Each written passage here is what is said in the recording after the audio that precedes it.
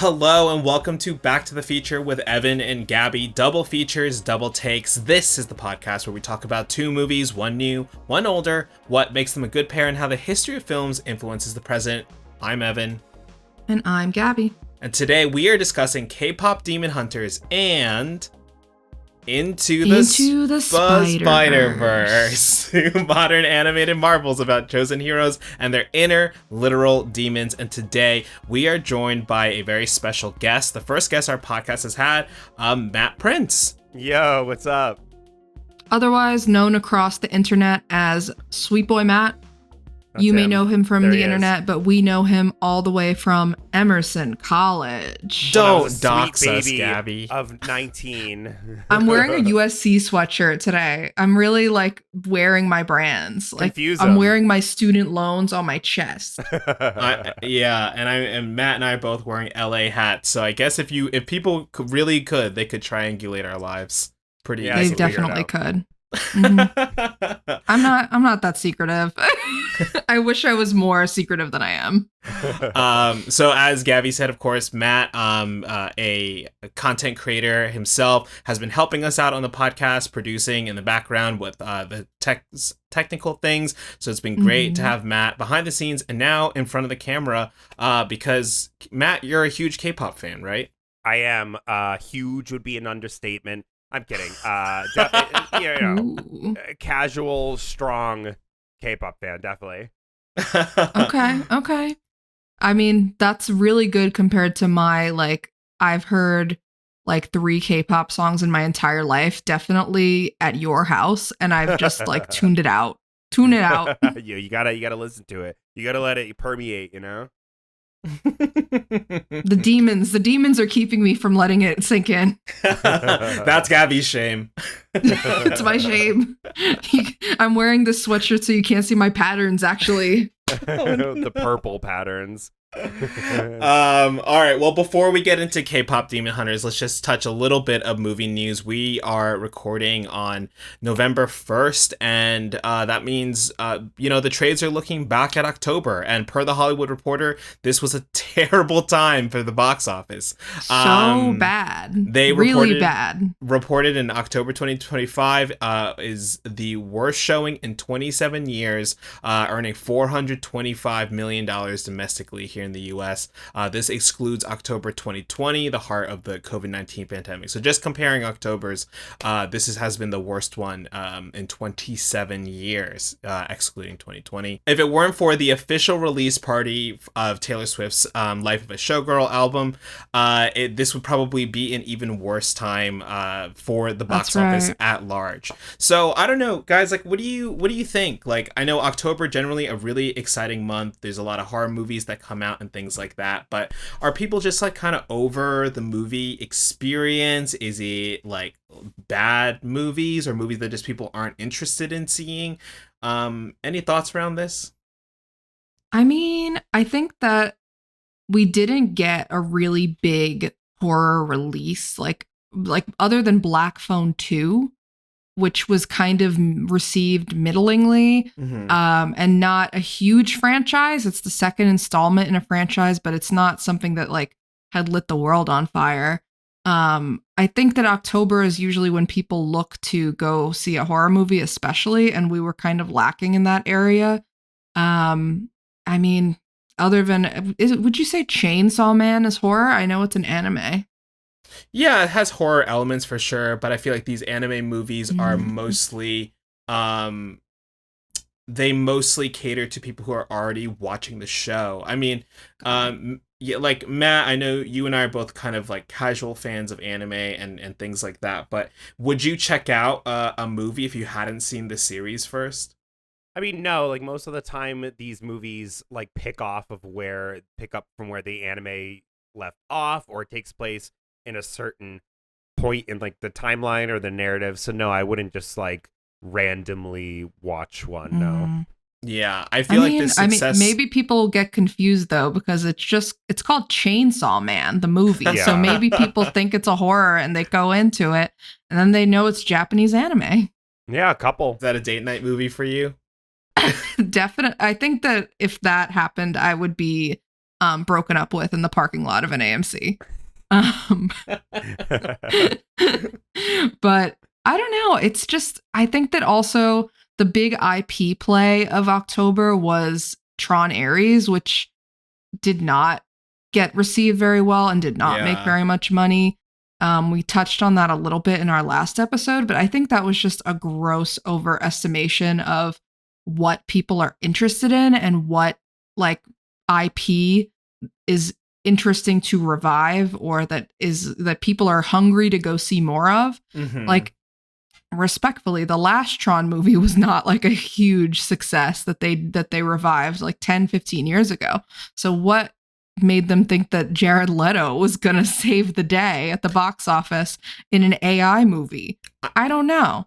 I think it's just a lot of miscalculating what people are interested in at this moment. And weird release date schedules. Like, I feel like that Conjuring movie that made a ton of money in like August or September could have been released in October and probably made even more money, probably double. Like, just because it's a spooky season.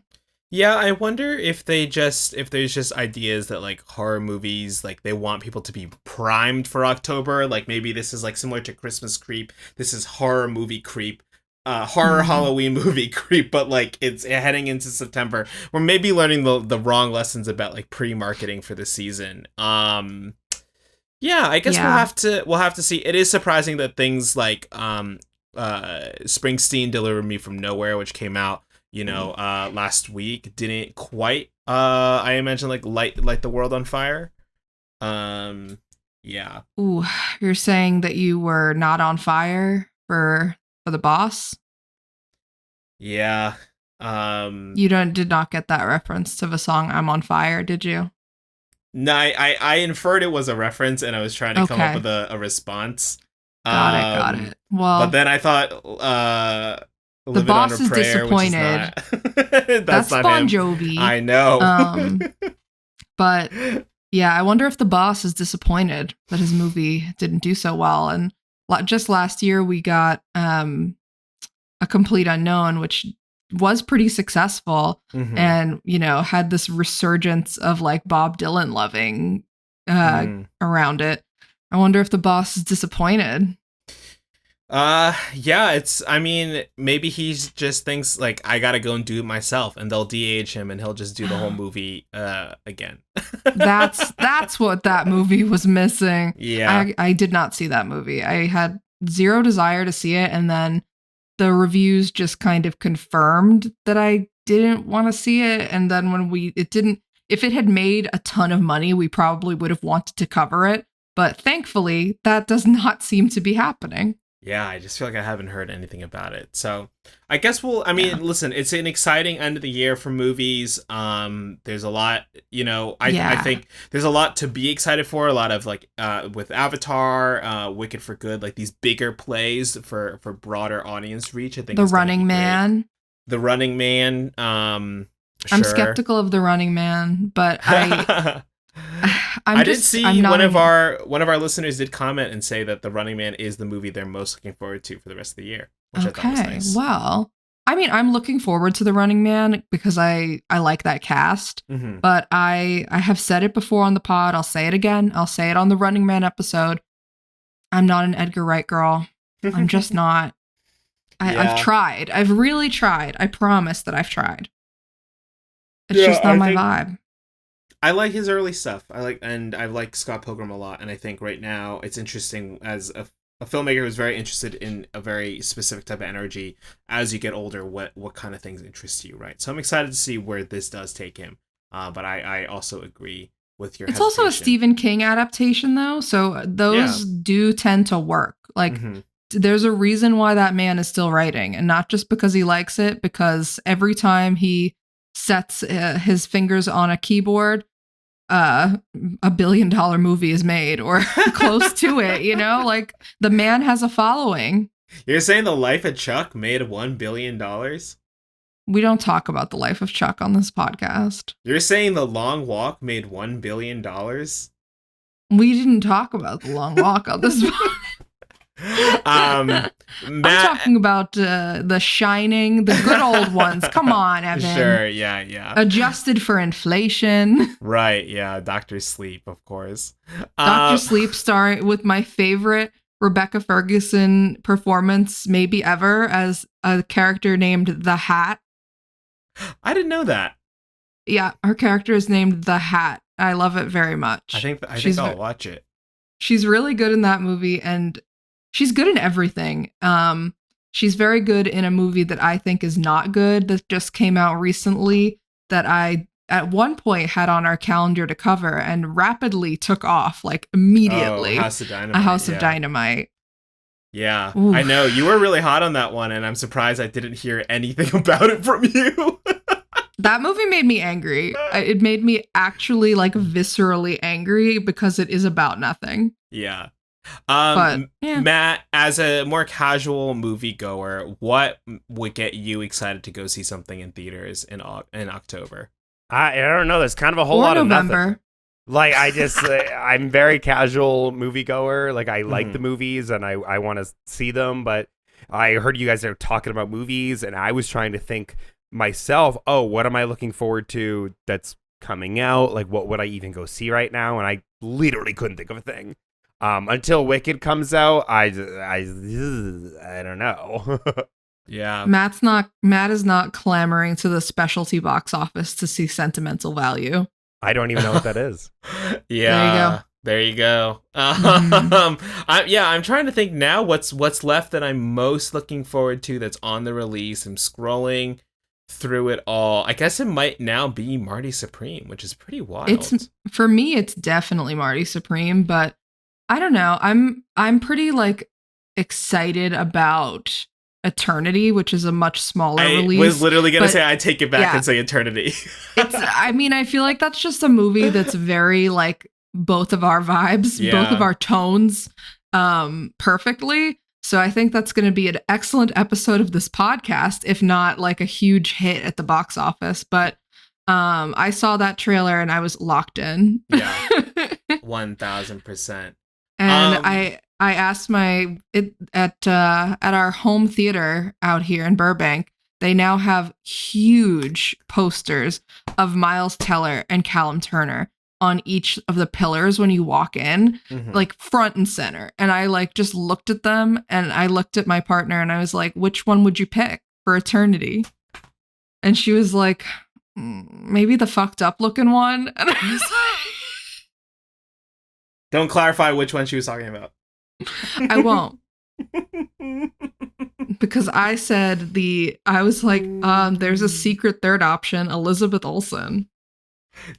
Oh, do you think? Well, let's just wait. We'll talk about it in the Eternity pod. We'll wait. Let's get into K-pop Demon Hunters, shall we? Let's do it. Let's dive deep. Matt, as you're familiar with this, but we always start off by saying, how did we watch this movie? Matt, how did you watch K-pop Demon Hunters? I watched it legally, which is what I will say. Okay. Perfectly legally with a Netflix account. And that's how I did it. On a TV, on a computer? Yeah, I was on a TV. Yeah. Nice. Yeah. I was at least on a TV. Yeah. Good enough. In my house. Yeah. 1080p. 1080p. The way God intended. My 55-inch TV. Yeah, it's pretty good. Netflix compression. yeah. Kids got a sound bar, Yeah, We're all right. That helps. Yeah, I got a good setup. Gabby, how about yourself? I also watched at home. I locked in also on my superior 60-inch OLED 4K television. Damn. Nobody cares about that but me. It's just I do, me. But a lot. I want that. Stay jealous. But I watched it. I locked in. My dog locked in. My dog Juno actually sat and stared at the screen and watched this movie. I don't know if it's just because she was vibing or if it's just like playing to only colors. Like the colors are so bright that even a dog can see it. But I also watched this movie the day before Halloween, and I'm very glad that I did because I gave out candy to a lot of little demon hunters yesterday. Oh my god. The costumes That's were amazing, honestly. The parents really went all in on these costumes. dang. I wish I saw these like because I know it's very popular. I've been here. A lot of my coworkers have kids, and they're talking about how, like, at the schools, the kid parade, the Halloween costume parades, there's all these kids dressed up as characters from K-pop Demon Hunters, which is incredible. Which is a great segue to also talk about how I saw the movie. I've seen it twice. So You after this have. movie came out, I had multiple people telling me, "Gotta watch the movie, gotta watch the movie." Then I heard that there was this theatrical screening of it happening. And I was like, oh, that's cool. This would be a great way to watch this movie for the first time. I forgot to get tickets. And by the time I remembered, every seat was sold out. And I was like, dang, people love this movie. And if you were on social media around that time, you probably saw Instagram reels of people's like scream singing in the theaters because they Yeah. love the movie so much. And I was like, dang, I wish I was there for that. So, flash forward to the beginning of October. I go to a karaoke birthday party. People are singing the songs of K-pop Demon Hunter. I was like, oh man, I gotta watch this movie now. Still don't watch the movie. I go to a wedding, and at the wedding, I don't know if this is true for weddings you guys have been to recently, but there's this trend where there is kind of like a DJ and like an MC. And this MC is like kind of dancing with people on the dance floor, like has a mic, and she's like passing around the mic so people can sing along here and there. And one of the songs I've recognized from K-pop Demon Hunters comes up, "Golden," which is the one that probably everyone knows, right? And so they're playing it. Yeah. I'm like, oh, I know this song. I can, at this point, by proxy, I can sing along with it. Then the song towards the end of K-pop Demon Hunters comes on. This is a song that is a character kind of like apologizing in a certain sense, but like also bringing together her friends and kind of like it's a very like hopeful song, but it is like coming from a place of being like, hey, I kind of messed up. When this song starts playing, one of the bridesmaids grabs the mic and starts singing the song and sings the full song and is crying while singing it. And this is such a moment for me that I'm like, I need to know what is going on with this song and how people are reacting so strongly to this. And then I watched the movie and I felt that was kind of a weird song to sing. So That's truly horrifying. Like, that's the scariest thing that you could have possibly said to me the day after Halloween, is that somebody just started sincerely bursting out into song at a wedding. If anyone bursts out into song at my wedding, it's we're calling security. It's out. It's on site. So this, and again, this is like, everyone's on the dance floor and that kind of stuff, right? So it's at least of the moment. And so the next day, I drive home from the wedding, I put on K-pop Demon Hunters. I watching it at my parents' house, one of the oldest TVs in the world, or old modern TVs. It's terrible quality. I'm just watching, like, okay, this is fun. I get it. I like it. And then I logged on Letterboxd, like, I really think they'll put this back in theaters at least one more time for the FYC campaign around Golden. With the For Your Consideration campaign for voting in the Oscars. Mm-hmm. And then they announced that it was going to be back in theaters this Halloween weekend. And I said, you know what? I'm setting alarms. I'm setting calendar event reminders. I'm buying tickets immediately. As soon as they go on sale, I'm waking up, I'm buying a ticket. And so I bought a ticket to 12:30, November 1st, the AMC Burbank 16. And as I was like, throughout the week, I was just seeing like, oh, is this theater going to fill up? And lo and behold, it did. When I go to this theater, it is just parents and their kids, and there's kids' friends. And these are like any kids like at elementary schoolers, and this whole theater is filled with just like elementary schoolers, their parents, and then like some adults who are like my row specifically was all like adults. And after that, it was all kids. Did you feel weird being an adult with no child? No, because I was sitting next to parents and other adults, right? Okay. And they were all like, I think they knew how much their kid liked it, but they liked it, and they knew the appeal that it had in general. Because like, as the movie was starting, people were like laughing and things like that, and it was so great to see how much these kids loved this movie. It was just so incredible to me. During the first song that plays in the movie, In the second row of the theater, there were 5 little girls all holding hands, just jumping up and down and singing. It was so cute. Gabby has That's a look adorable. of disgust on her face. Okay, no. That's adorable. Yeah, God. it was so cute. I can't help it if my looks of disgust are similar to my looks of like, oh.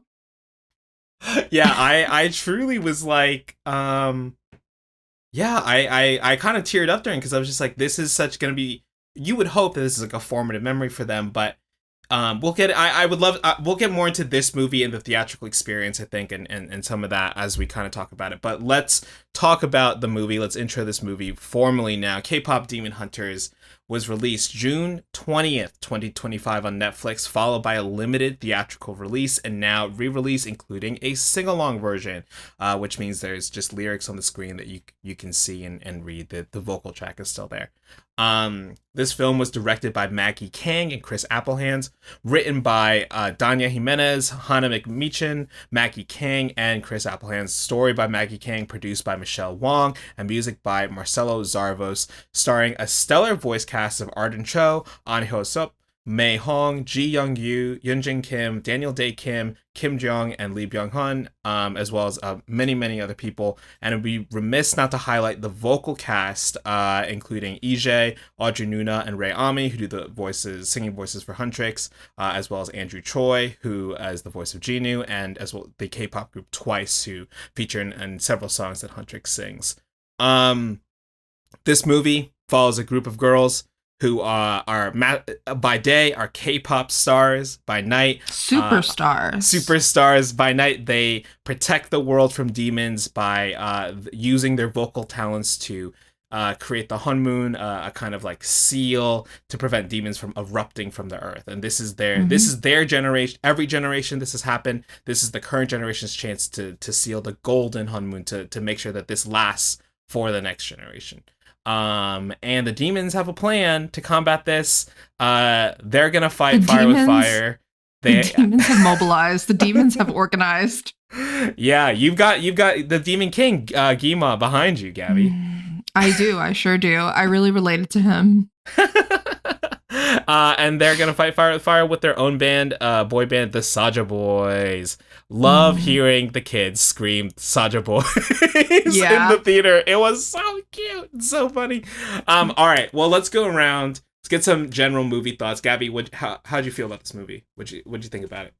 I had a great time. I had a lot of fun. I think that I completely see the appeal, and did it like blow my socks off? No, but I think that had to do more with just me not being as connected to like this kind of like the K-pop fandom, or like as susceptible to it. But I did think that the music was incredible. Like this music felt better than any K-pop I have heard, like of K-pop groups. Uh-huh. And that might just be my cinema bias, but I think that, yeah, I see why this movie is so successful. And I think that a huge factor of it is the music. And just like, you can't make a musical movie, animated or otherwise, where the music is bad or the music is not catchy. Like if it like a movie like this is gonna live and die on these songs, and I think that that it knows that. Like I think that the movie feels aware in all of those performance kind of set pieces that they are showcasing something really special. Yeah, 100%. Yeah, we'll definitely dive into some of the specificities around the music and maybe some of the pacing with how they introduce some of these songs too. Matt, what do you think of K-pop Demon Hunters?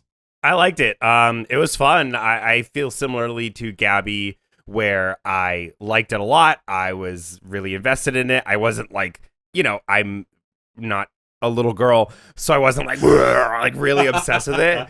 But I got the appeal, and being a K-pop fan, I understood a little more of the references and sort of I don't know if lore is the correct thing to say about just like a country's genre of music or whatever, but I don't know. I understood like kind of what they were trying to reference in a lot of places.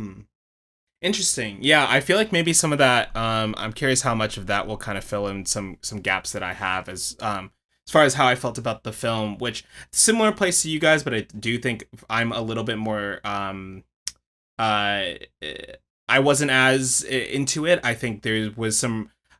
I think there's some really interesting like uh missing kind of links between the demons and like how that's related to the main character Rumi, and what that the broader message is of how are you uh the potential shame that you may have in your life or the things that you try to hide and what that looks like. And I do think the movie is like maybe a little bit like messy to the point of just like, well, does it know what it's doing? Like, and that's where I know it's for kids, and I do know, but at this I'm like, but I don't know if it's concrete for kids too. But like I love that people love this movie, and I really like you guys said the same thing. You all feel like it. The music is great. See the appeal. Had a lot of fun watching it.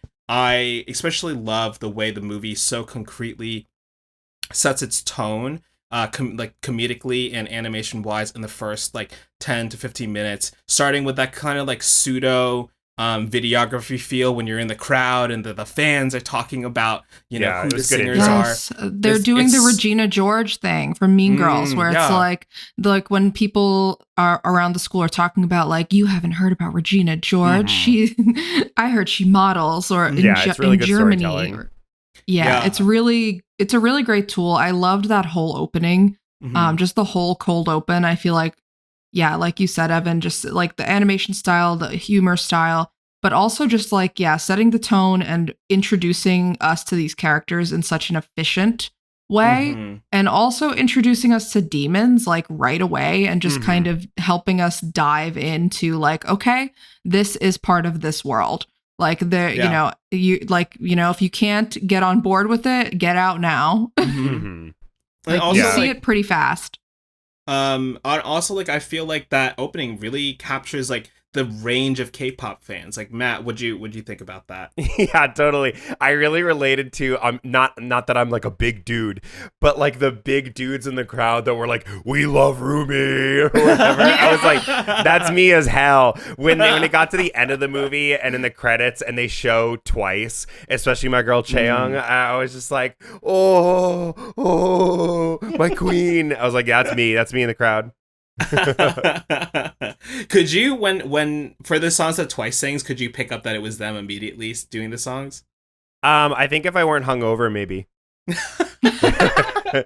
But I was like having a hard time. But I liked it. That's fair. I mean, I think they did a nice job like blending everything too, right? Yeah, because it's like the one song that's in it that isn't like a Huntrix songs. When they play strategy, when they get back to the hotel room and they're like, oh, we can relax. Like, that's a Twice song. That's not a Hunter song. That's like, blah, blah, blah. So that one, I mean, I know that song and I was immediately just like, yeah, sure, that's Twice. But I think if I recall correctly, Twice did like a version of Takedown and I believe it was only in the credits. So I don't remember if any of the Twice versions were throughout the course of the film. I think it was just for the credits. And I believe that Twice was offered Golden to do a cover of it, and they didn't really know that it was going to be big, so they chose Takedown because they're like, oh, that sounds cool. And I believe I recall them doing an interview where they were like, oh, we should have chose Golden, damn. Feels like a lot of people connected to this movie are now having regrets about doubting this movie. But I mean, we alluded to there are definitely some plot holes. There are definitely some questions that I have, but that could just be, that we're grown adults and not small children that are like taken by the majesty of Huntrix.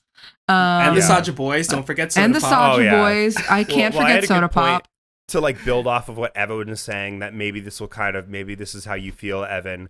You were talking about how you felt that the demon's plot was a little undercooked. And I agree. Like, I think that my opinion was, a lot of this movie is being like, hey, you might have insecurities, you might have things that you don't feel proud of. Don't hide those, just be outward about them and be proud of them. But we never show demons not sucking. Like, demons they're just objectively bad. Like, besides Genu at the end, he obviously likes, this is spoilers, but this movie's been out for like 6 months now. Spoilerville, taking the hard right. Here we go. But Genu sacrifices himself at the end to protect the Rumi, I believe was her name. And that's like the one time a demon does anything okay. So other than that, demons are just bad. They give us no reason why we shouldn't like hide being a demon. Like, ugh.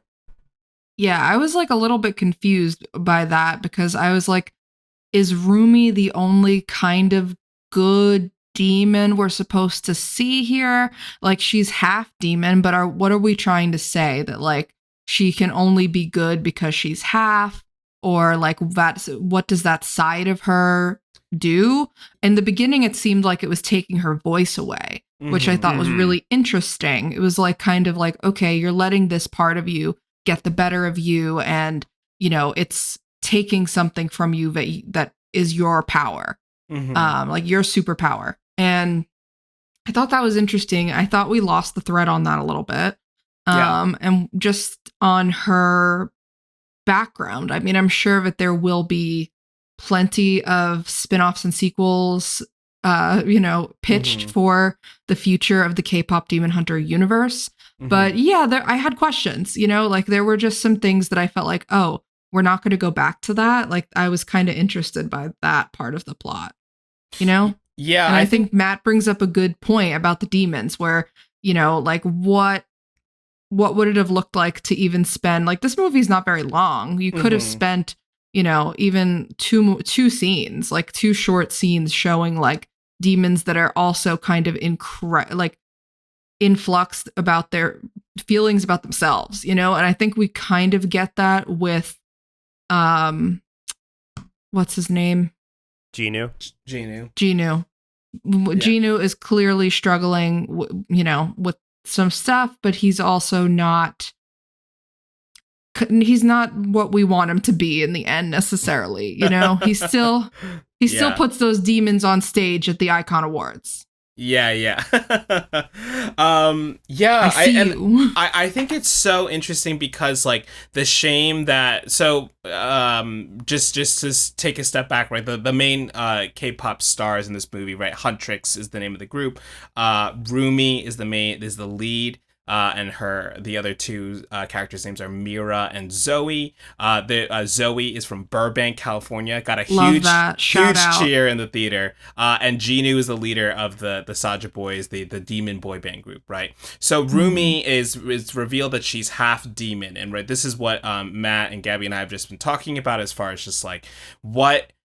And if she's trying to seal the demons away, what does that mean for the demon side of herself, right? And I think where it gets messy, where these things get messy, is because the thing that she feels shame about is something that's so intrinsically linked to her birth and her race specifically, and in a sense that isn't touched upon because to Matt's description earlier, it's really just like, well, accept who you are, and if that's the baseline broad message, they get that across. But as you start to hold a magnifying glass to it, you're like, well, but does it really work? Did it succeed? Did the movie follow a through line to get there? Or they just said, she's happy now,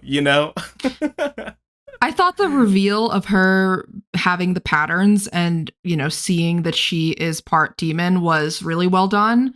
I like that, as I alluded to earlier, that scene where she's kind of losing her voice. We think that maybe she keeps rushing out of rehearsals and she's rushing to release the new single, and you don't know why. And the biggest through line, I think, throughout is that she's hiding it from Zoe and Mira. And she's like terrified that they will reject her, or that they will, think of her the way that they think of the demons that they are literally defending the world from. And I think that is a big story plot hole when you think about what Matt raised, where like, why is she the only representation of like a good demon? if there were others, would she have this fear or this shame? And I mean, shame is kind of a heavy theme for a children's movie. Mhm. So I get wanting to keep it a little bit lighter, but it's also a great character motivator. And I think that they could have delved deeper into that shame element. Yeah. I alluded to this earlier too, and I think this movie, some of what bumps this movie or where I bump with this movie is just the general pacing and structure of it. So we don't spend enough time really developing the things that could really elevate this movie on a like thematic level. But again, it's a kids movie, you know, like it's and I think the kids love the things that are shiny and musical and all that stuff, right? Like hey, but kids movies and animated movies can be deep. They can have lots of layers and themes, and they can appeal to all audiences. That's completely true. I just think that this movie does fall a little bit short of those broad stroke themes when held up to a little bit of questioning or scrutiny by not a child. But hey, there are some smart kids out there. I'm sure they're asking the same questions where it's like, Rumi is half demon. Does that mean she's evil? Like, does that mean she's half like, are we going to get dark Rumi in the sequel? I don't know. I'm sure some kids are asking. And their parents are like, I don't know. Please turn on anything else. I don't work at Sony. Sony doesn't have the rights to this anymore, babe. They goofed. They goofed. Well, let's talk about that, right? Like, so this movie was originally with Sony. You can see Sony's, when the Sony logo popped up on screen, there was a kid who very loudly said, Sony. Also, he knows they that kid was up. A very, very smart kid. He knew half the movie. He recited half of the dialogue out loud for most of the movie. I'm annoyed by those kids now, but I was that kid, so I have a special place in my heart for them also, you know? But yes, this was originally a Sony production. In 2021, when this movie was announced, Netflix and Sony entered into an agreement. This was partially fueled by the pandemic and partially fueled by Sony not having its own streaming platform. So they entered into a deal with Netflix that all of their new releases would air or stream concurrently on Netflix, like after a certain period of time, after a certain theatrical window. So Sony it's a little murky why this was done necessarily, if it was budgetary, that this movie went over budget, or if they felt that the audience was not wide enough for them to make that budget back. But they ended up selling this movie as part of that pre-negotiated kind of deal with Netflix to stream it, and Netflix paid back the $100 million budget and a fee of $25 million to acquire the movie and future properties. But Sony does get a piece of the soundtrack revenue and the sales from, that come from the box office. So I guess they're making out okay. But I'm sure that somebody got fired for this. Yeah. Oh, I mean, probably it's a huge miss on their part. In a certain sense, right? This kind of came up in our podcast last week, but it's really interesting to know, like, this movie had like stood on its own without being released on Netflix first? Could this just have been purely theatrical release first? I mean, being like non-IP or anything. It does feel like, in a sense, cooked up by an algorithm, this movie, right? You have K-pop, very popular, and you pair them with like Demon Hunt, like some magic thing. Okay, Demons. Cool. Like, let's do it. I don't know, Matt, what do you think? Like, if you had heard about this movie, or like, if you had kids or younger siblings or something, what would you have made of this movie if it was just like, coming to theater soon, K-pop Demon Hunters? I feel like I definitely would have written it off, because kind of the way you describe it, feeling like algorithm generated, just the fact that it's called K-pop Demon Hunters is just like imagine if we had like R&B vampire slayers, or just like you know, like You mean it's just Sinners? like it's a genre of music. Like it's just like it's you know, it's just like a goofy title, but yeah, I It's very definitely think baity. It's like it's one of those titles where like it tells you exactly what it is, which is good and bad. Like you know exactly what you're gonna get, but it's also baiting you to be like, well, what are we gonna do with this? Yeah, no, I agree. But yeah, I think being on Netflix helped because it gave people time to watch it and then kind of start gassing it up online and stuff like that, and start a dialogue with it or surrounding the movie. So I really do think that it having a little more time to cook in the cultural zeitgeist and stuff like that really helped, as opposed to like, you know, if it had a theatrical release and it's like, well, if you don't see it in that 1 month, then you didn't see it, whatever. Yeah, I mean that I 100% agree with that. Gabby, what do you think? I mean, that's really interesting to hear, especially coming from K-pop fan Matt, because I would have thought that maybe releasing this wide would have played to a bigger audience because K-pop is such a big deal. Like it is so popular at this moment, and it has been for the past few years, obviously, since this has been in development. So I would have thought that maybe it had a wider appeal in theaters because of that. But it's interesting that to hear Matt say that, yeah, he would have written it off, and that maybe other people would have written it off too.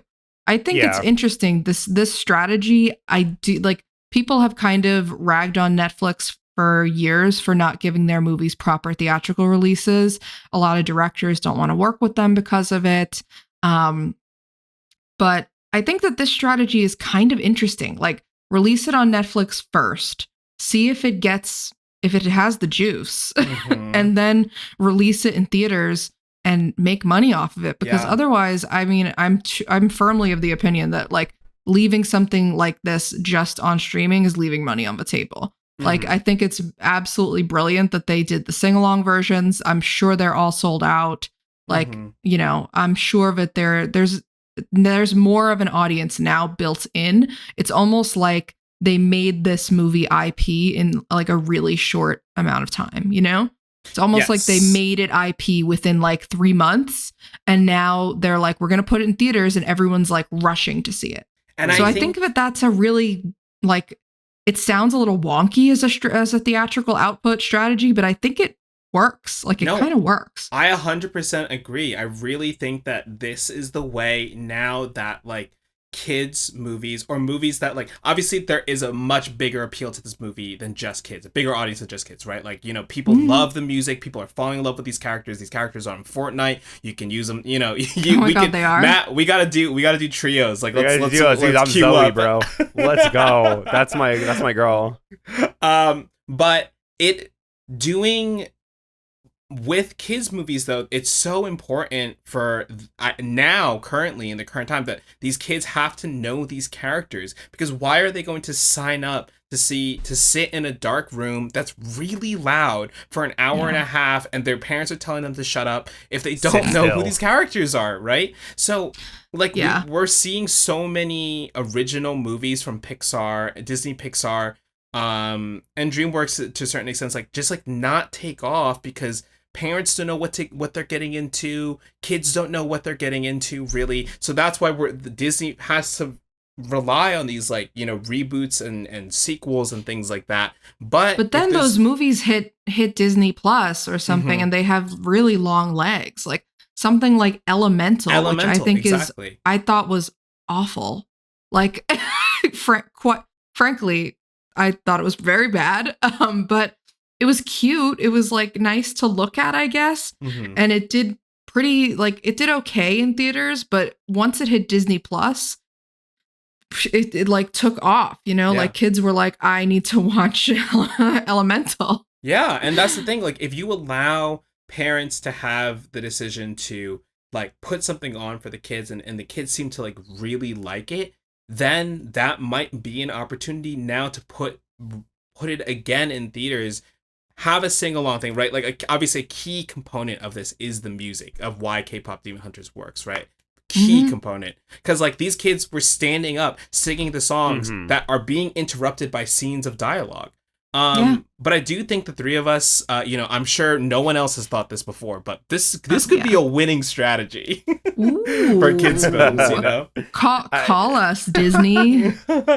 Three-person marketing team, and we only know this tactic. Yeah, let's go.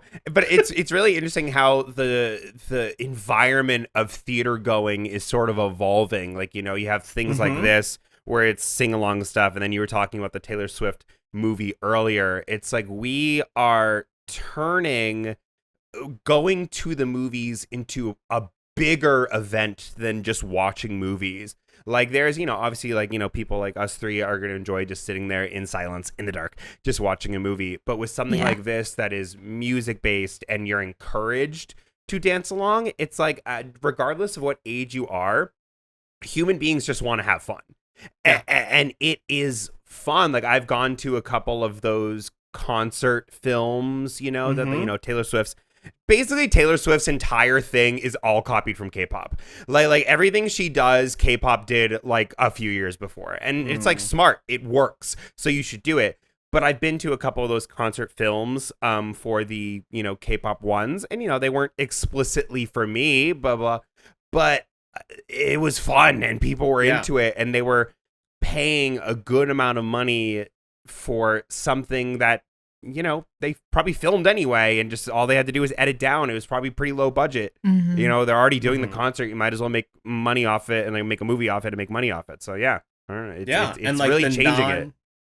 Exactly. Like, and the non-pop star version of this is like the Talking Heads concert film, which I love dearly. Why am I blanking on the name right now? Stop Making Sense.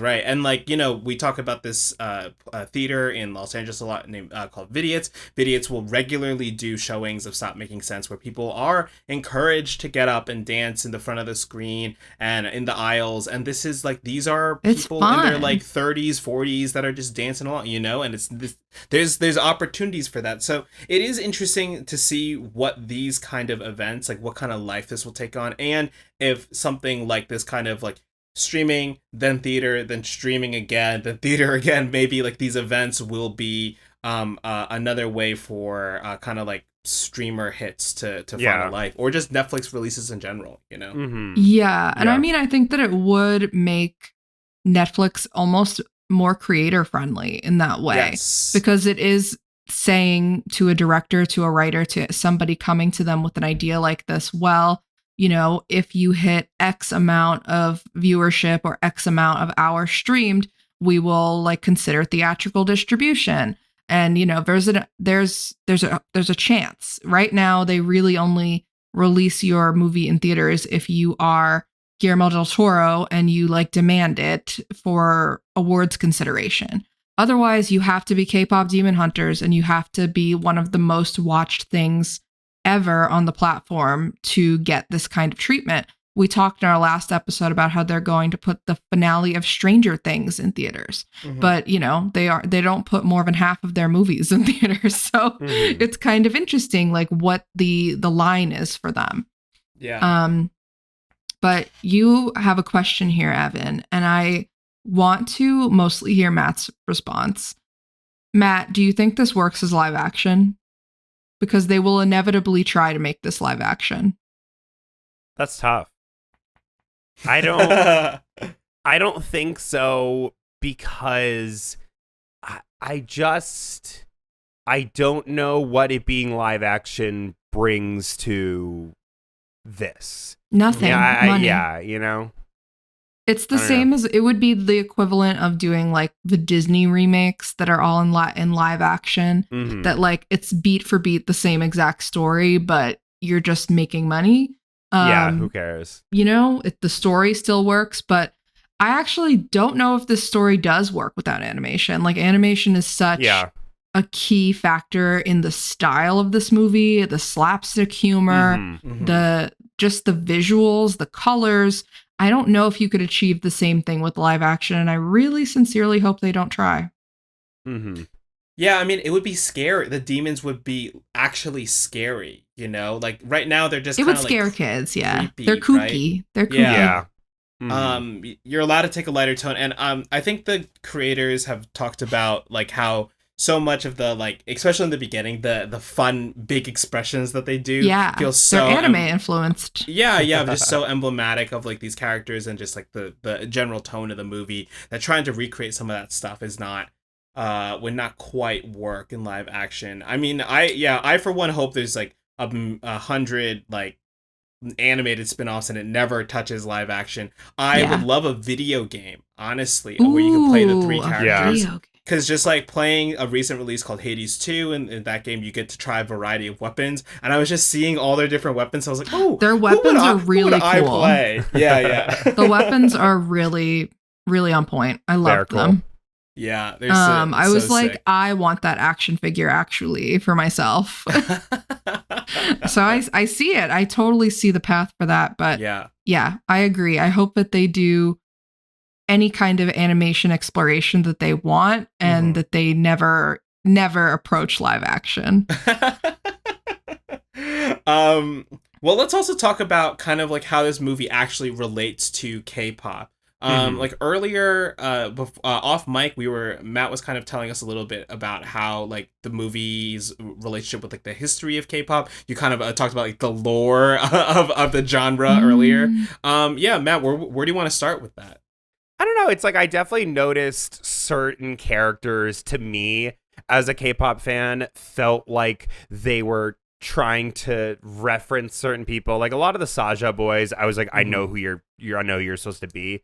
The baby Saja, where he's the cute one with the deep voice, like that's a thing. In K-pop groups, in multiple K-pop groups, which like obviously these are real people, so they're not like, oh, this is a character archetype. Like this is a real person. But there are multiple groups where the sweetest, babyest looking guy has a really deep voice. Like it's the two that come to mind are Yosung from ATEEZ and Felix from Stray Kids, who, you know, are both very popular groups. And that was a funny reference that I felt like they were making. I don't know if it was intentional or not, but that's definitely it. And then visually, Baby Saja looked not a lot, but like it was evoking Jimin a bit to me from BTS. It's just a lot of the references, like when the Saja boys come in for the first time and they make everything colorful, like that is so Dynamite by BTS music video 2020 or whenever that came out. God. Like the colors of it and everything, I was like, that is so 2020 K-pop, especially because you said it was in development hell for a while. It would make sense that is a time that they're referencing. I don't know. I thought it was interesting. That's why it looks so familiar. My little cousins used to listen to Dynamite on repeat with the different music videos, and I was like, why do these? Yeah, it's very, very Dynamite coded for sure. I also want to shout out YouTuber ProZD, or Sungwon Cho, aka ProZD, who voiced Abby Saja. That's awesome. I was looking at the cast list again. Abby, so funny. So funny. The other thing that I really like, because having talked to other people who have listened to K-pop for a long time, is the kind of intro that talks about like, you know, this generation of hunters that are protecting the world. It's interesting to see the actual generations of K-pop like as it moves through time. And that I know that is like a kind of a nomenclature, so to speak, to talk about K-pop as like a genre, right? Like a generations of like, this is like new generation or something like that, right, Matt? Yeah. They talk about them in generations. Yeah. So a nice little link there, at least, and just to pay homage to the kind of like different types of artists who came before. And just the songs were, I mean, like, you know, it was a lot of people collaborated on these on the album, and different writers, including EJ, who provides the vocals for Rumi. I remember just like you said, Gabby, like this K-pop, all this like really worked for you. I also felt like it really just like, these feel like they are real K-pop songs. You know, they do. They feel like, real. Like, I mean, granted, again, my bar is low. I don't have a lot of familiarity with K-pop groups or K-pop songs in the wild, other than maybe Dynamite. But but yeah, it worked for me, and I bought in because the songs felt real, and they felt like, you know, better than what I'd heard on the radio or like just on Spotify recently. I was like, damn. I was like, they're putting in the work. Yeah, and Huntrix. At that karaoke party I mentioned too, like when someone put on Golden, I remember being like, once I heard it, I was like, oh, I feel like I know the rhythm of the song. Like I kind of know where it's going. I know how it's gonna sound, but it also it's not necessarily predictable in a way that like I don't want to listen to. I'm like, this just feels real. It feels like an actual song, and if yeah, like you said, they did their homework, it's, you know, and it's grounded in that way. Like I feel like even though Matt says that, you know, according to Matt and I trust that they're a little bit dated references, I think that the songs feel very grounded in that culture and like the K-pop fan mentality, and that's why they're working for both people who really like K-pop and people who, like me, are kind of new to it and didn't give it much thought until they saw this movie. But now I'm like, okay, these slap. I'm putting Golden on my regular drive to work playlist. Let's go. It's a banger. It is. Oh my god. Absolute banger. Gotta stay hyped. I think it's really interesting as we segue a little bit into our next pick to note that this was, we've alluded to, a Sony production, and the next movie we're going to talk about is also a Sony production, Sony Animation. And just want to say that what they're doing with animation post Spider-Verse is really interesting to me. I think that we talked a little bit about doing, to spoil a possible pairing that we thought about for this movie. They were also behind Mitchell's versus the Machines.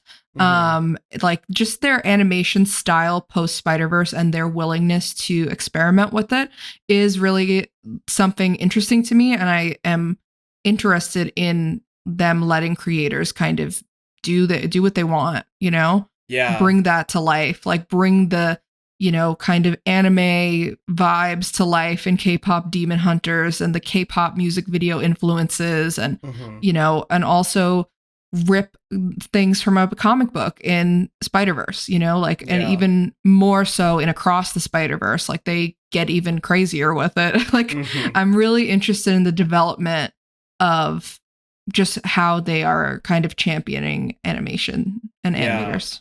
And I feel like both this Spider-Verse will definitely we'll get into some of that influence, but like I feel like this movie will, you know, maybe this is like hyperbolic, but this could be a huge influence on kind of not only animated films but animated kids films too, like moving absolutely forward, and things that the studios are trying to prioritize.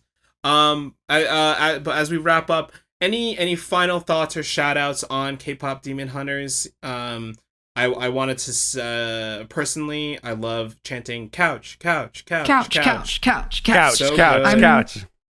Yes, I loved when they actually get to go to the spa at the end, the bathhouse. Like to see a Korean spa on screen was really kind of just nice, because my girlfriend's been like trying to get me to go for years, and she was like, look, that could be you. And I was like, couch, couch, couch. couch, couch. But looks very relaxing. Maybe K-pop Demon Hunters will get me to a Korean spa. Look out, We Spa. Look out, We Spa.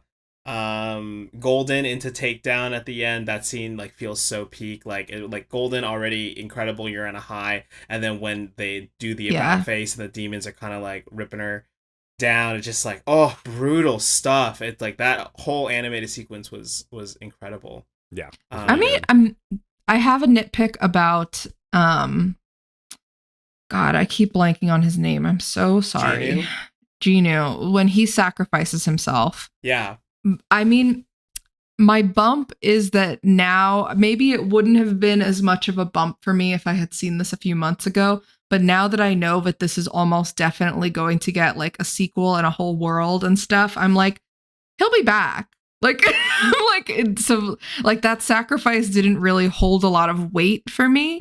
But that's about it. I look forward to seeing him return in some way, but Yeah, it's just a We'll little see. just a little unearned. We don't really know how he gets Yeah, there. I'm just Yeah. like, okay, I guess this is it for you until K-pop Demon Hunters 2, Huntrix Rise, or whatever it'll be called. Huntrix Rise Up. Yeah. Um, Matt, any but- shout outs? Nah, it was a banger. I liked it. It's a banger. It's got some real Oscar potential for best animated feature and for best song, of course. I am really personally looking forward to seeing Golden performed on the Oscar stage, like for a wider audience. Like I think for this to be like, I mean, Evan, you said earlier to be re-released. I mean, it's being re-released right now for over Halloween, but I wouldn't be shocked if it gets another re-release closer to time. I think it will time. because like voting has not started for a lot of these major awards. So yeah, I know that they're gonna Netflix doesn't fuck around about awards. Like they want their awards. I mean, so and they're gonna need to do some performance because the fans have been like clamoring for another live performance from the three singers, because the one that they did on the late night, whichever late night show it was, the TV director cut away from EJ, the main singer, for the high note in Golden. Like if you guys look up the live, I would never away from her. I would never have done that. Hire Matt Prince. Oh my director god! Extraordinaire. Every time a director does that, I'm like, I wouldn't have. It wouldn't have been me. Yeah. Why? I would have known. Why would you do that? I would never. I would have listened to the song before, and I would have known. Yeah. It's just brutal. It's absolutely brutal stuff. I feel like that is what it is. It's like it's really giving you didn't listen to this song beforehand, huh? Yeah. No, you got to lock in, and I wouldn't have made that mistake. Yeah. Hire me. All right. Well, Matt, thanks for joining us for the K-pop Demon Hunter section of the podcast. Matt, where can people find you? Sweet Boy Matt 3 on all platforms. Some of them don't have the 3. I'm working on getting rid of the 3. But yeah, make Pokemon content. I'm fun. I don't know. What's up? Ooh. Check out Matt on the internet, and we'll be right back to talk about Into the Spider-Verse. We're back to talk about one of the greatest films released in the 2010s, and I don't think I'm being hyperbolic in saying that. Into the Spider-Verse.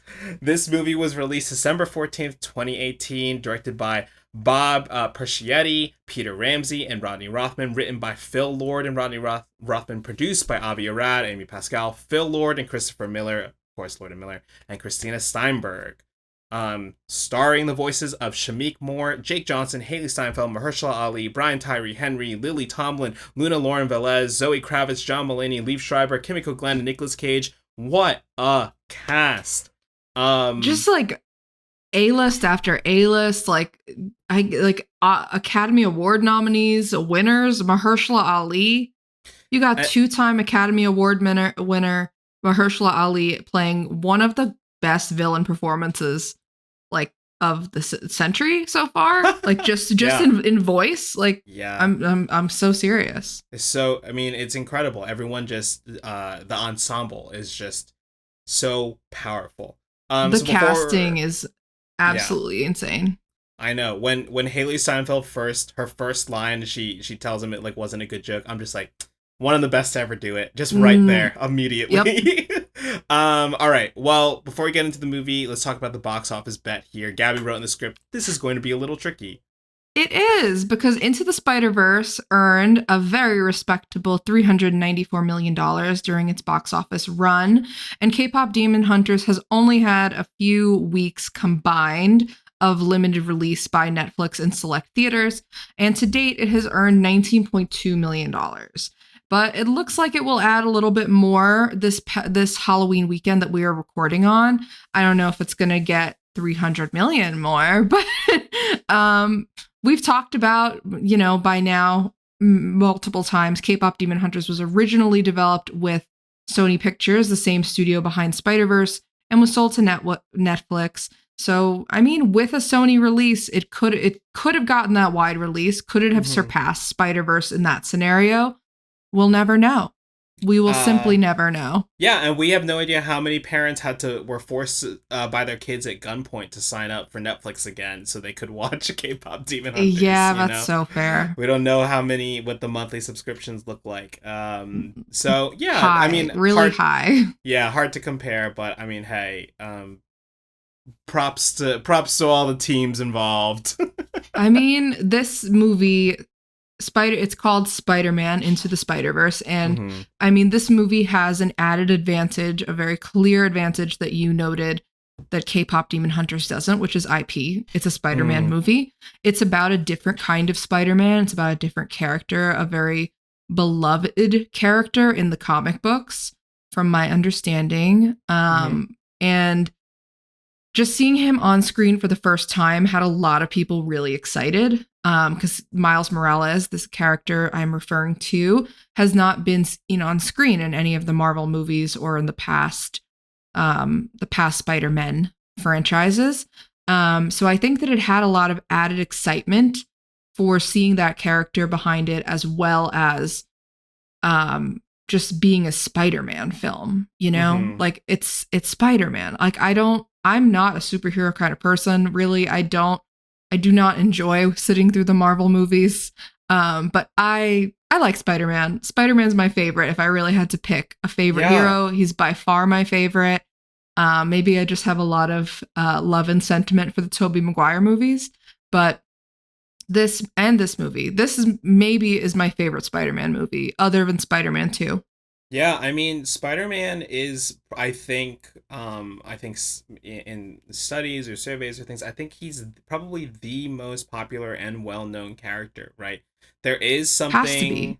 Everyone knows the lore. Character. Yeah, everyone knows the lore, and kids love him. Kids love dressing up as Spider-Man. Like, I think the thing about Spider-Man, which this movie, this is the movie's thesis, is that anyone can wear the mask, right? Like, you have not only multiple iterations of Spider people in this, but you have a new person becoming a Spider-Man. And the scene, you know, right behind me, this is, if you haven't seen this movie, what are you doing? What's going on with you? If you haven't seen this movie, turn away now, because the spoilers happen. The spoiler that happens in the first act break pretty much is one of the most defining parts of this movie, in which the main universe that this movie takes place in, that Miles Morales lives in, his Spider-Man dies, and behind me is the image of the funeral scene, which is I think what when you first watched this movie, Gabby, and I think it's pretty obvious by now that Gabby and I both love this movie, but when you first watched this movie, how hard did this funeral scene hit? Oh my God. Well, I mean, I saw this movie for the first time in theaters, and I did not really know what I was going into. I wasn't familiar with the Miles Morales character. Of course, I was familiar with the other Spider-Man movies. I was familiar with the lore. This movie won me over immediately by poking fun at that lore. Yes. And by just playing through all the different iterations of Peter Parker. And at the time, especially when like the Tom Holland Spider-Man was really taking off, I was like, okay, this feels like it's in on the joke. And to go from that tone of like being like very in on the joke and very, you know, narrative forward, to just like a crashing halt to mourn Spider-Man.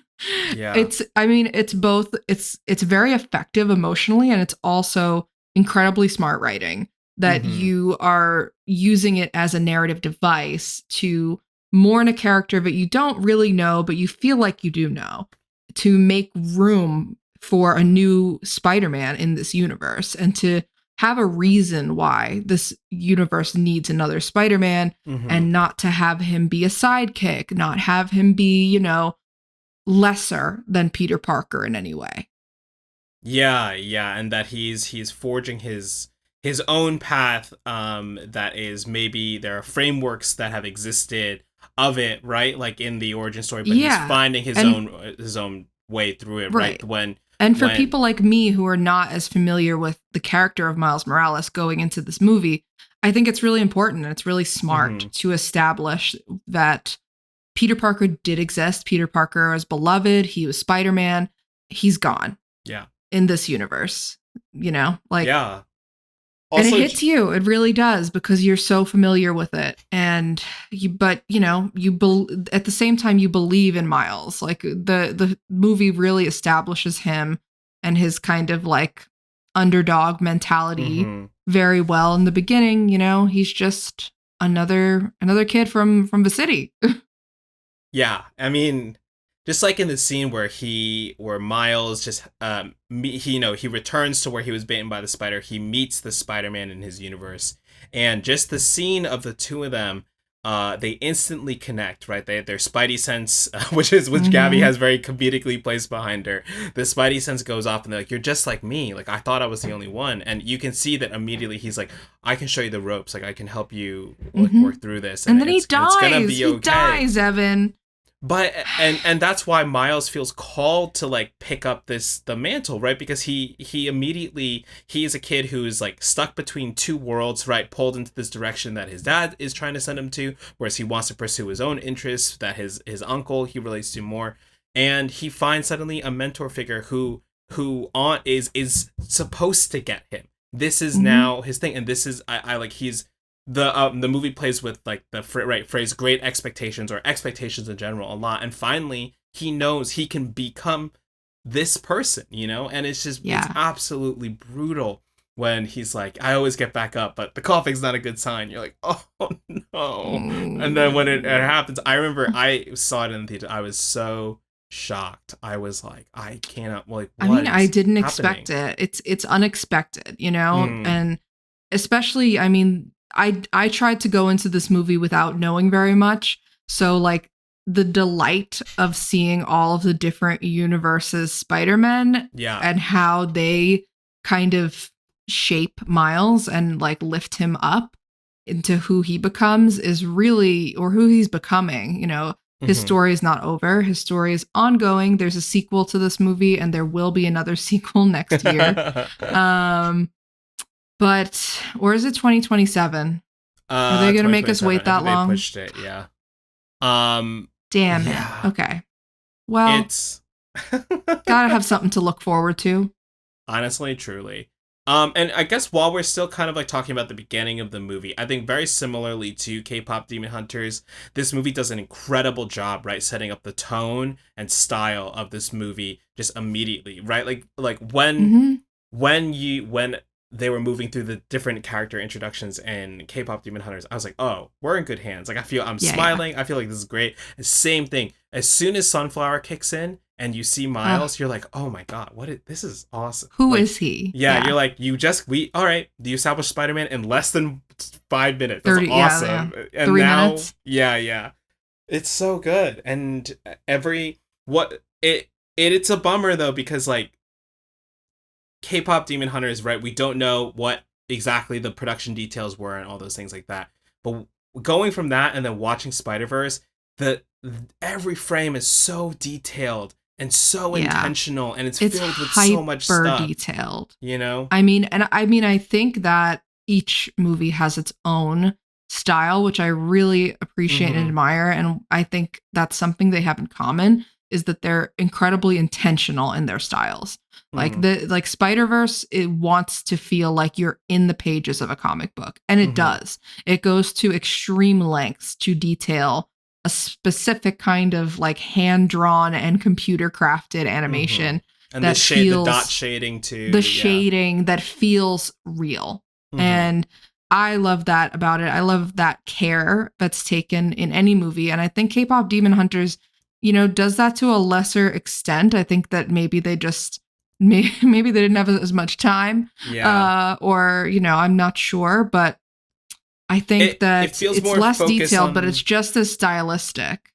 Yeah, and it feels more focused on they have their own styles, right? It's not any less stylistic or anything. No. I just think that with K-pop Demon Hunters, where they're able to put more of their focus was in the fight scenes as well and character expressions, as opposed to the world, which this world is so rich and textured and just astounding. Every time I watch this movie, just feel like you catch new things. Like I didn't even know at one point towards the end of the movie when he does the shoulder touch and he says hey, that hey is written in the background, like it with is. just like the text styling, just but very like somewhat more subtly, and I was just like, oh, so good. It's great.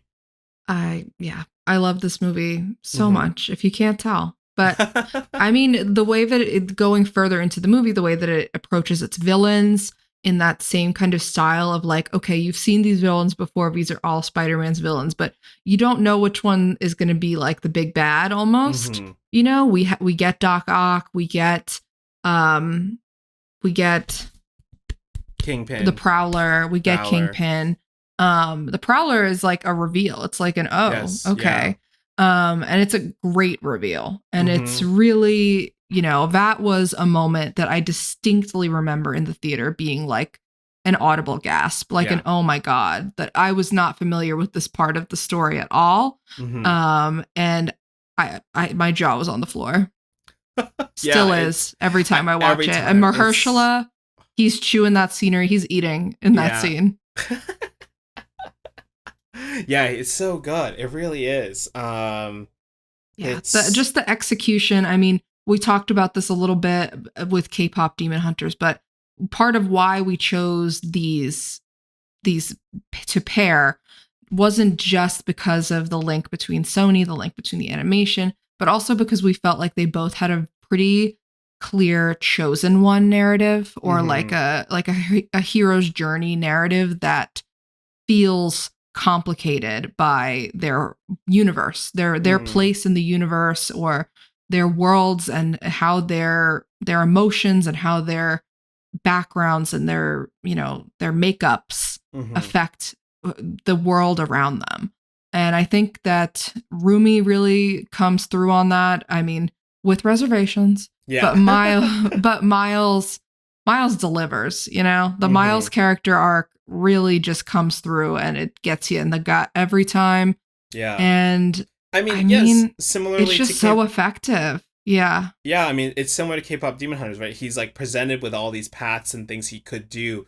And really the thing that is the thing that he succeeds when he finally feels it the most successful is when he just is himself, right? He finds his own version of being Spider-Man, and like he makes the black suit but feels more comfortable in how he's moving throughout the world. And not he's like, I don't have to be Spider-Man in the red mask. I can make my own costume. I can make mistakes, you know, I can be learning, and I can learn from other universes, you know, like I don't need to stick to my own world anymore.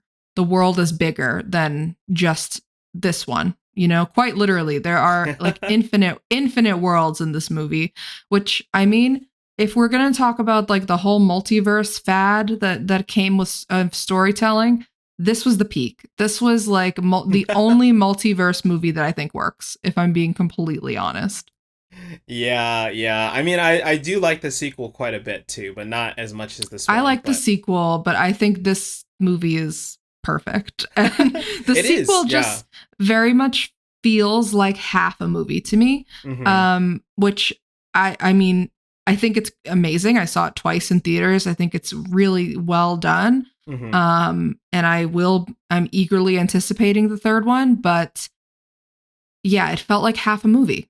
Yeah. It felt like when I saw Dune Part 1 and I was like, okay, we're cooking, but that's half of the movie. Denis, where is Part 2? Where's the rest? Where is it? They're both long halves. They're really long halves. My God. Across the Spider-Verse is long. It's a long girl. Yeah.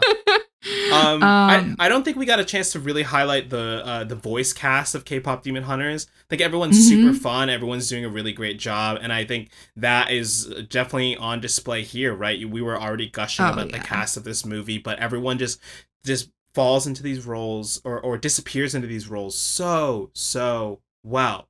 It's Lily Tomlin as Aunt May. As Aunt May, absolutely inspired. Yeah, inspired casting.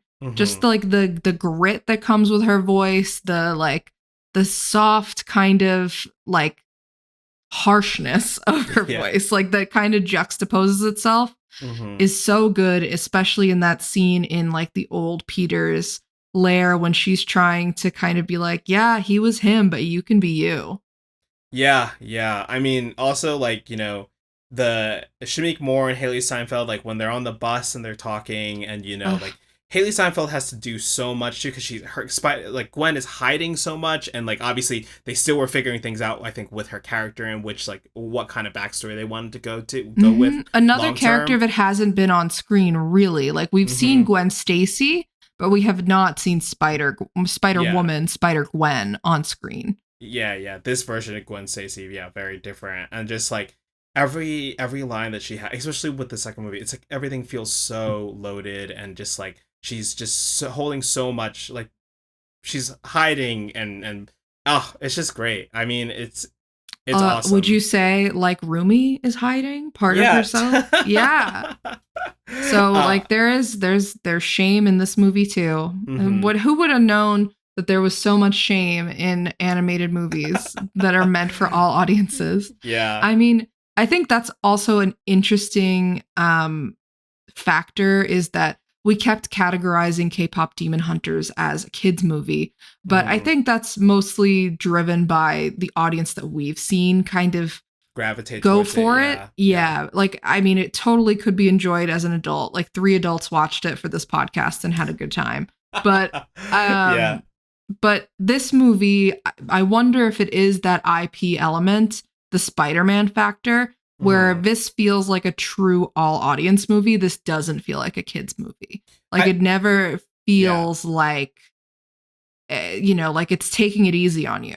Like I think it's what very this complex. yeah, I think what it does is that it's able to showcase like darker things in it in a way that's like isn't scary per se, right? Right. Like there are really Because it's intense. cartoonish, literally. It's literally Yeah, comic book cartoons. Like there's a Kingpin, he's huge, he's massive, but he's comically large. Like, you can't yeah. actually be afraid of him because have you ever seen a human being that large? No. Exactly. Yeah, there's really intense scenes, and a lot of it is done some in like sort of abstract too, right? Like when you Mm-hmm. realize what happened with his family, it's kind of like more artistically portrayed, and things like that, and I think that allows a lot of people to take away different things from this, right? Like particularly like Jake Johnson's portrayal of Spider-Man, just like Mm. knocks Peter it out of B. the Parker. yeah, Peter B. Parker knocks it out of the park when they finally have to say goodbye, and you know that he's trying to stay in this world because he doesn't want to go back. 'Cause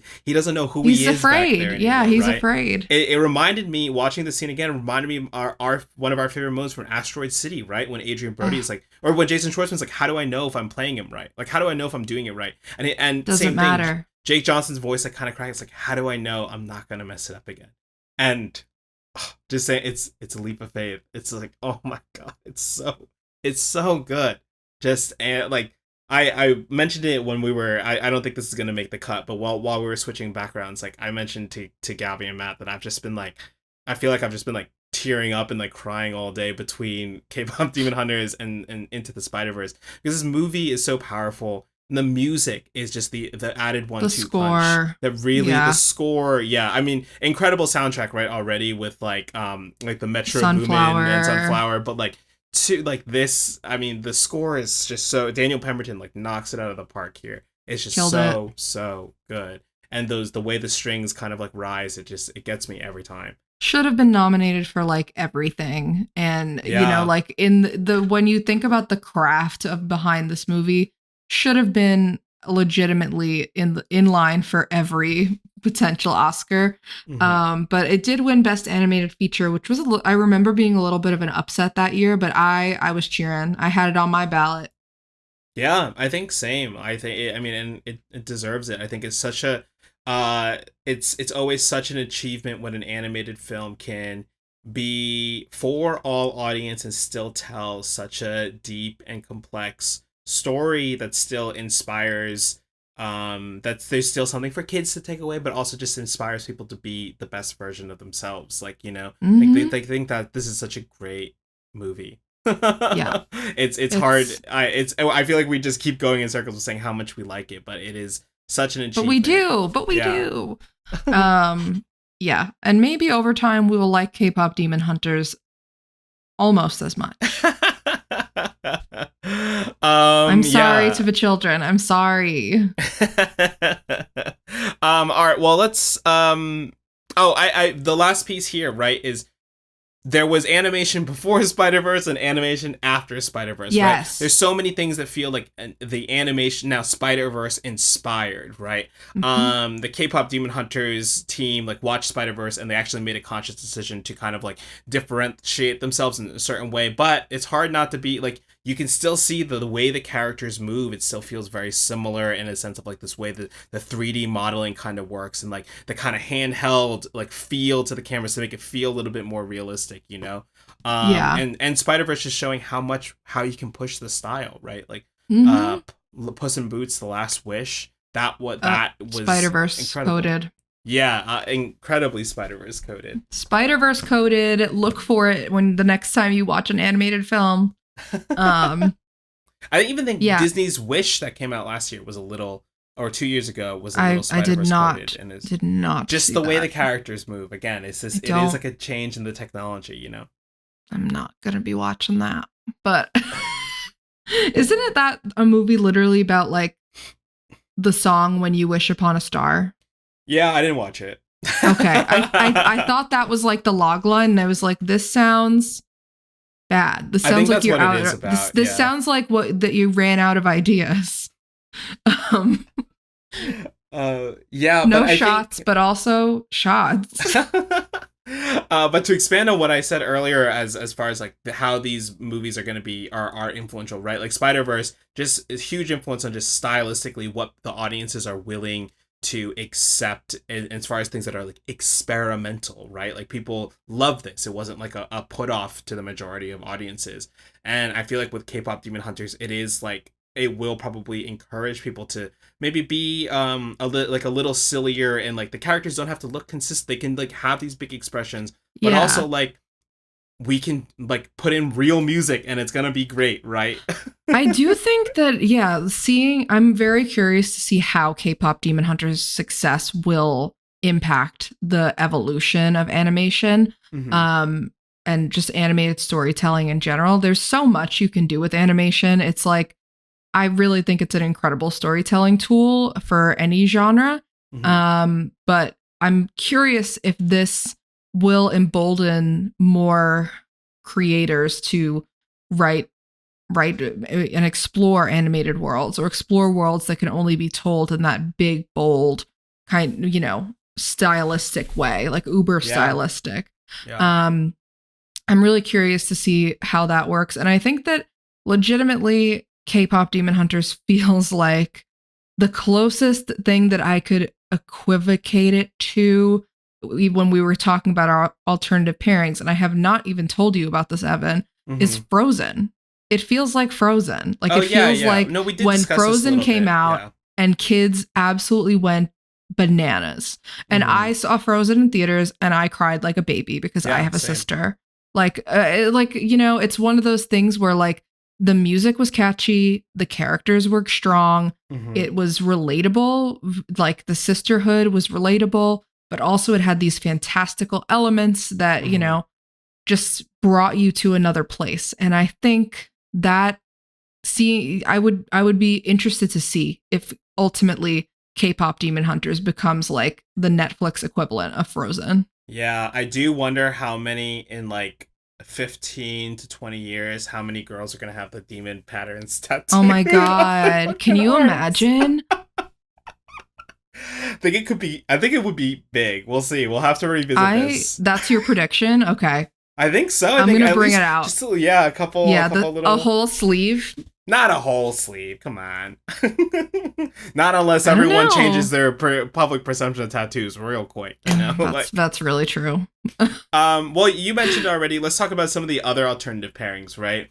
Immediately, I mean, I haven't seen Turning Red, but I know a lot of the kind of cultural narrative around that. I feel like Turning Red would have been a great pairing if we... I love Turning Red. It's an adorable film. We abided by our rule, right? It has to have come out at least 5 years prior, so we didn't break it just yet. We mentioned Mitchell's and the Machine, another Sony to Netflix movie, also kind of like Spider-Verse style ish. Yeah, That would have been post fun. Spider-Verse coded animation. Female focused character, embarrassed by her family. Really relatable stuff. And we talked about doing Kiki's Delivery Service, just to throw in another style of animation, like what predated all of these different styles with Miyazaki, and how Miyazaki feels like an influence on. It's hard for you to not feel like Miyazaki has influenced all of animation to date. Oh yeah. But I mean, especially something like K-pop Demon Hunters, you can really see the influence. And a great arc too, right? Kiki is, I mean, it's incredible. If you haven't seen Kiki's Delivery Service and you're someone who's maybe like a struggling creative, watch that movie. Watch that movie.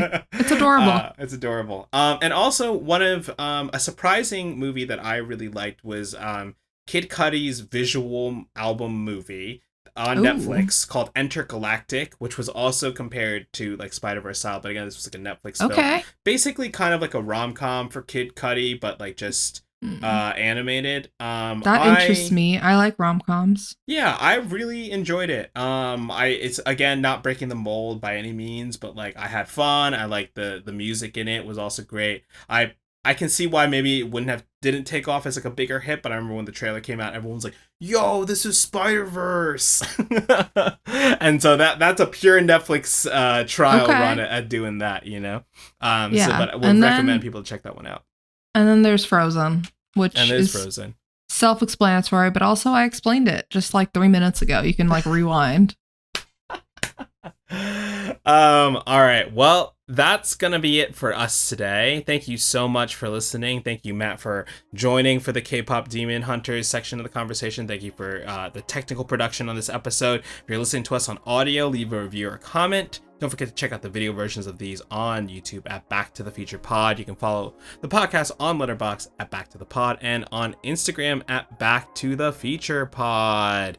Thank you all so much for listening. Tune in next time for another movie and another pairing. See you soon. See ya.